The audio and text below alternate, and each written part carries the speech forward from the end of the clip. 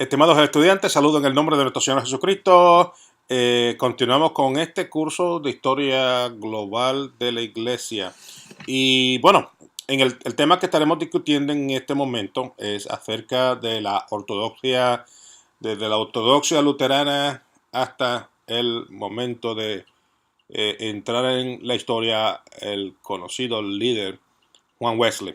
Y la reforma de Martín Lutero pues tenía como distintiva la práctica de una vida cristiana de acuerdo a las escrituras. La justificación por la fe se convierte básicamente en el centro de la teología luterana. Así que es importante entonces que podamos nosotros incluir ese carácter doctrinal dentro de nuestro estudio. Para Lutero, una iglesia sin una sana doctrina, pues sencillamente no era una iglesia. Sin embargo, luego de la muerte de Martín Lutero, Melanchthon convirtió el luteranismo en una tradición cristiana mucho más estricta. Y entonces esto trajo consigo, por supuesto, el famoso conflicto filipista, situación que llevó entonces al movimiento luterano a declarar la Fórmula de Concordia del año 1517. Luego de la muerte de Felipe Melanchthon, y de ahí es que sale justamente el concepto ese de filipista. Teólogos luteranos establecen una ortodoxia luterana más estable. Es decir, un punto medio entre lo que Martín Lutero enseñó y entre lo que Felipe de Melanchthon también enseñó. Así que frente a eso ellos tienen entonces la teología calvinista. Y el calvinismo surge como un movimiento fundado por Juan Calvino, que afirmaba el libre albedrío con esencial en la salvación de las personas. Y por supuesto, dentro de ese movimiento se encontraban teólogos como Dirk Kempthorne.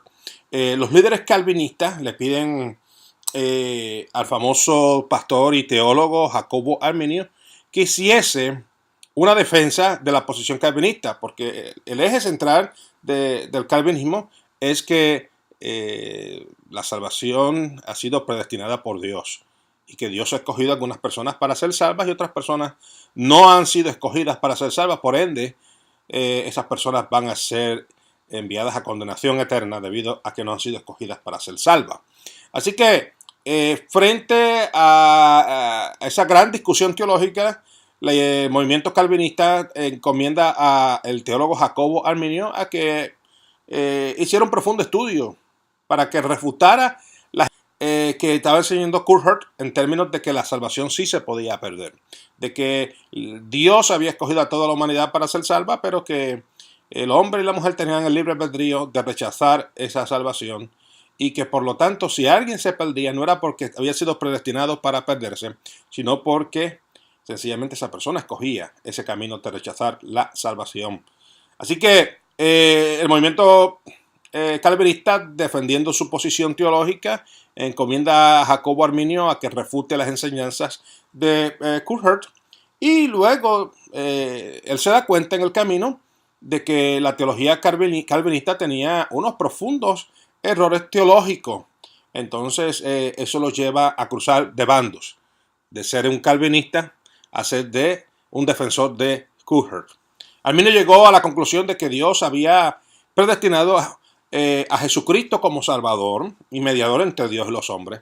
Sin embargo, en esa predestinación no se incluía el elegir personas a salvación y otras a eterna condenación.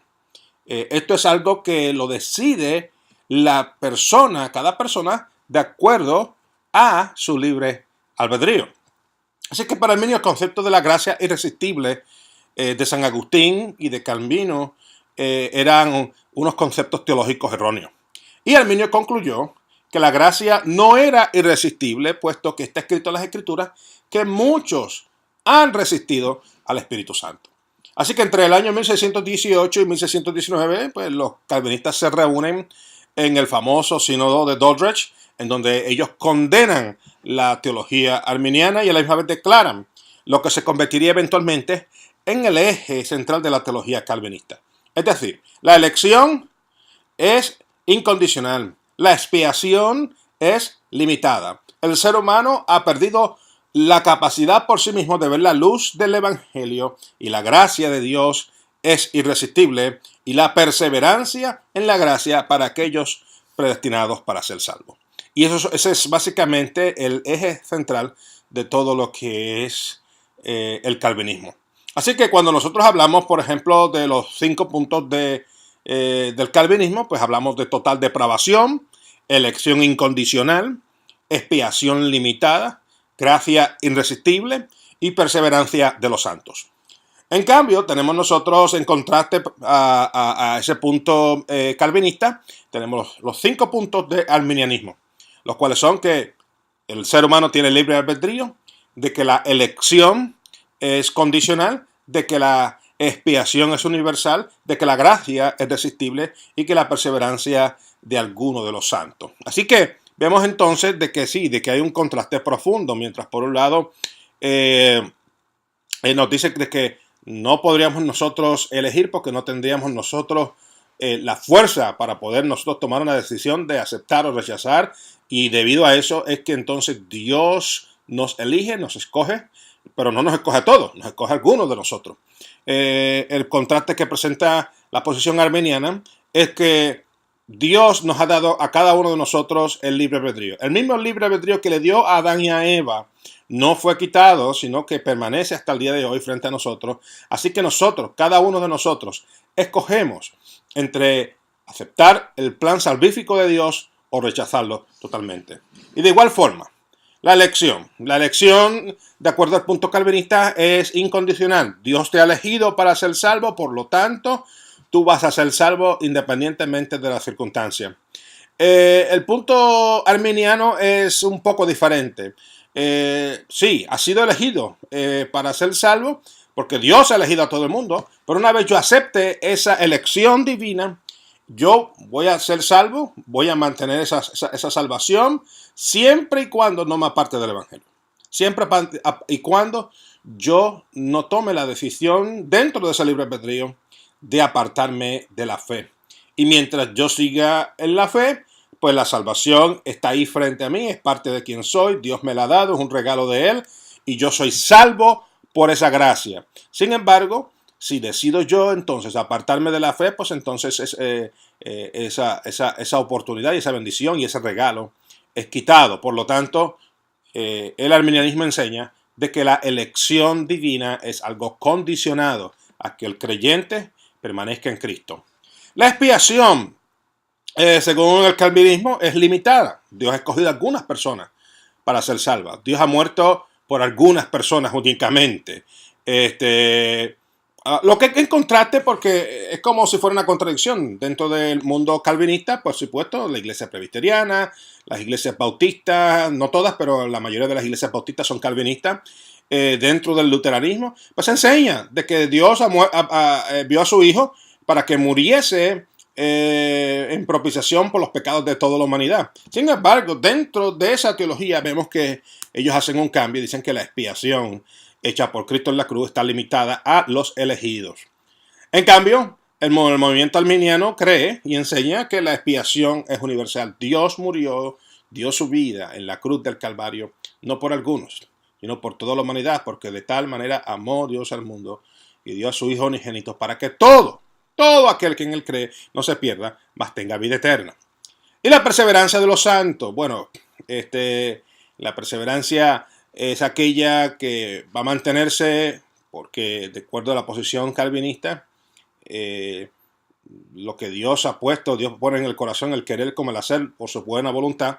Por lo tanto, estas personas siempre van a perseverar en la fe, nunca se van a apartar. Por lo tanto, esa expiación es permanente, esa salvación es permanente y la persona jamás perderá la salvación, porque Dios lo ha predestinado de esa forma para que esa persona nunca se aparte del Evangelio.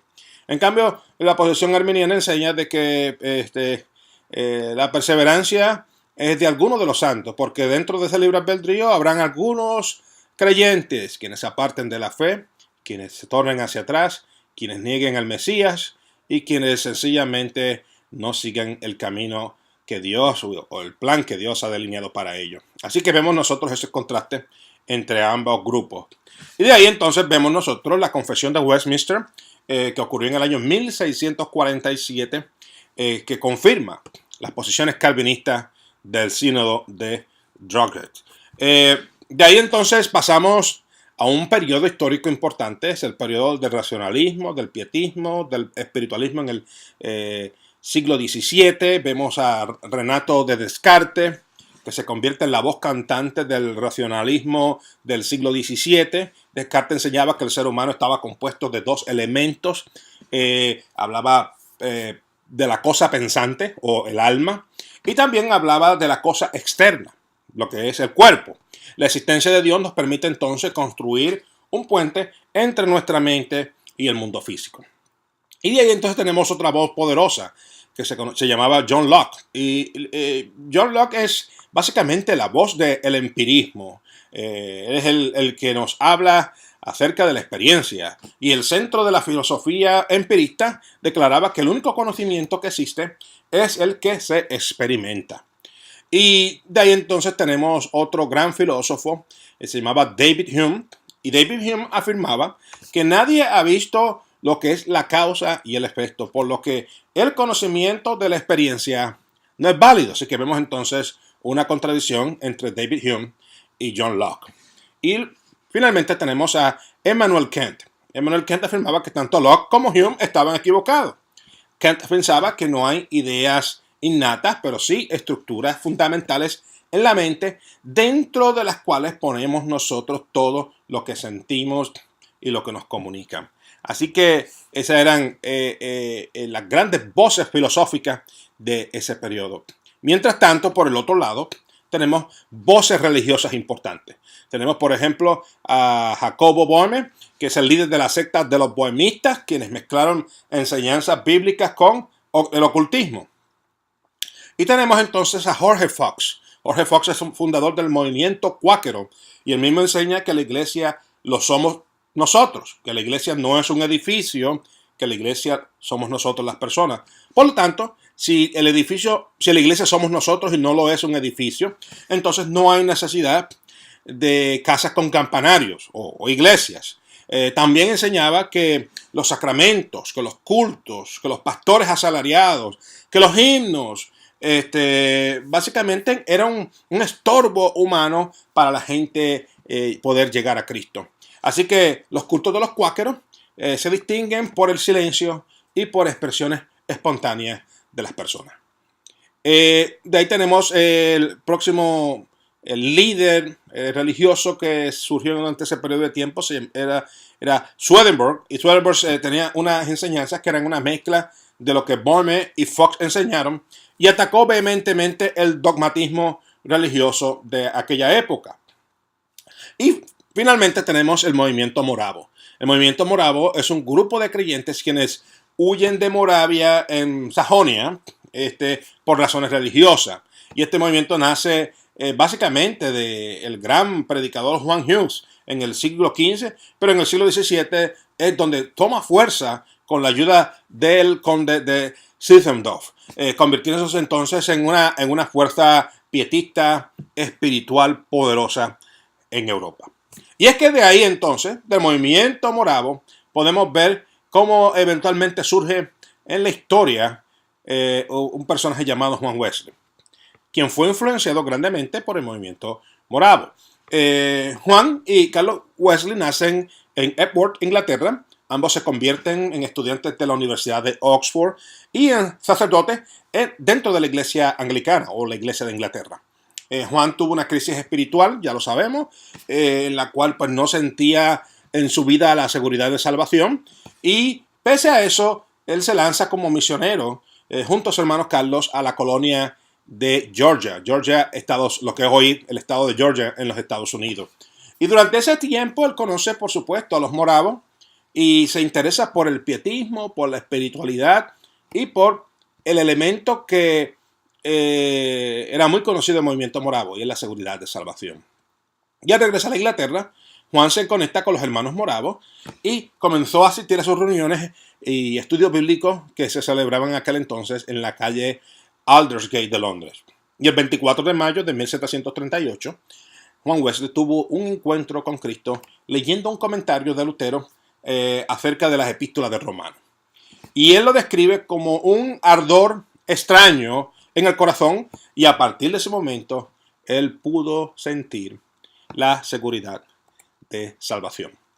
Así que a partir de esta experiencia personal con Cristo, Wesley cambia totalmente su visión acerca de su ministerio. Y él comienza a predicar contra la apatía espiritual dentro de la iglesia de Inglaterra, por lo que entonces se levanta una gran oposición y no se le permite a él entonces predicar en la mayoría de las iglesias anglicanas. Wesley, dentro de esas circunstancias, es instado por un amigo de él que se llamaba George Whitefield o Jorge Whitefield, a que predique en la calle. Y por supuesto, Wesley era una persona muy formal y al principio él pensaba que predicar en las calles no era algo apropiado, pero rápidamente se dio cuenta que ese era el único medio de poder él continuar predicando. Así que se dio cuenta de que estaba errado, específicamente al ver las masivas conversiones en las predicaciones de su gran amigo Jorge Whitefield. Así que, debido a esas grandes cantidades de conversiones, Wesley está convencido de que era necesario también un proceso de discipulado. Y así es que Wesley comienza entonces a establecer estos grupos conocidos como sociedades y bandas. Y así es aquí que nace el famoso movimiento metodista. El movimiento metodista en sus comienzos era simplemente un movimiento de renovación carismática dentro de la iglesia de Inglaterra, como quizás usted ha visto, el movimiento de renovación carismática dentro de la iglesia católica romana. Sin embargo, en el año 1784 todo eso cambia.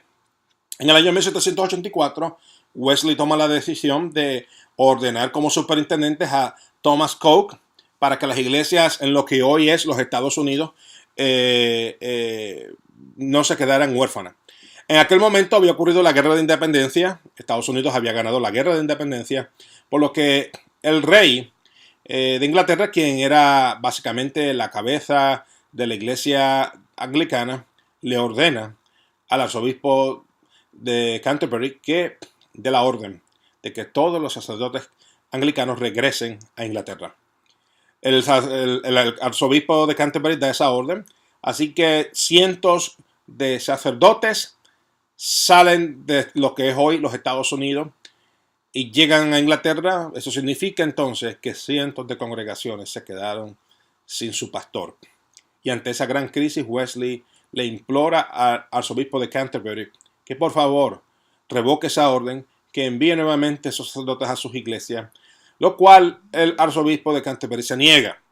Y es entonces que Wesley toma la decisión de imponer las manos sobre Thomas Coke y Francis Asbury y los envía a las tierras norteamericanas para que ellos pudiesen ministrar y pastorear la grey de Dios allí.